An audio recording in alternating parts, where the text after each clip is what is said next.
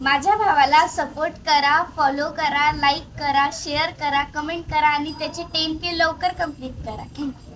आज मी आणि विपुल आर्यनदाबाई बोलून आलो बुलढाणा. विपुलला बस स्टँडवर सोडून मी आलो जिल्हा रुग्णालयात, कारण इथं आपल्या आजीला ऍडमिट केलं होतं. तिथं आजीला बोलून झाल्यावर मी आलो संगम चौक मधील एक्सिस बँकमध्ये, कारण तिथं विपुलला बँकेत पैसे टाकायचे होते आणि तिथं आपले काकाश्री पण आले होते. मग बँकेमधील विपुलचं काम झाल्यावर तिथून आम्ही आलो किराणा दुकानावर, कारण विपुल 14 तारखेला श्रीनगर जम्मू काश्मीरला कॅम्पला जाणार होता, तर त्याच्यासाठी त्याला सामान घ्यायचं होतं. मग त्याला जे जे साहित्य लागते ते दुकानावरून घेऊन टाकलं आणि तिथून आम्ही आलो पेट्रोल पंपावर. पेट्रोल पंपावर पेट्रोल भरून घेतलं आणि विपुलला घरी जाण्यासाठी जादूची गाडी बघून दिली, कारण इथून आपल्याला जायचं होतं पेपर द्यायला. मग 450च्या स्पीडनं मी आलो खडकी फाटा. तिथून दीपक आणि सौरभला घेतलं आणि आम्ही आलो कॉलेजवर. 5 वाजता पेपर देऊन बाहेरच आलो तर खतरनाक वातावरण झालं होतं राव. मग नेहा आणि आपली मावशीची मुलगी पल्लवीला मोयगावला सोडून दिलं आणि खडकी फाट्यावरच आलो तर आपला मित्र अभि भेटला राव. तिथून अभिला बाय बोलून थोडं समोर आलो तर पाणी चालू झालं राव. मग पाणी बंद झाल्यावर आम्ही आलो रायरा. तिथं गोपालला बाय बोलून आम्ही आलो घरी आणि घरी आल्यावर 5 मिनिटात तर कपडे चेंज करून रेडी झालो आणि आलो विपुलच्या घरी, कारण आज विपुल पुण्याला जाणार होता तर त्याला सोडायला बुलढाण्यापर्यंत जायचं होतं. ही आपली सिस्टर खुशी. आर्यनचा तर खुशीने डायरेक्ट रक्तच काढून टाकलं राव. लय बेकार आहे वो खुशी तर, आणि तेवढीच हुशार पण आहे. मी मारले गाईस त्याला.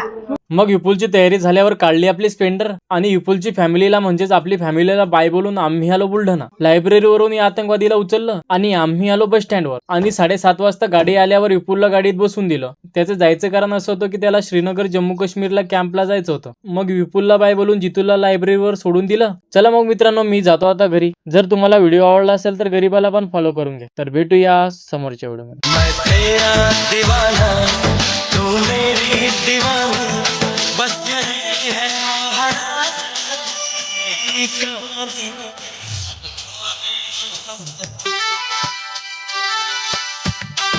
धड़कन मेरा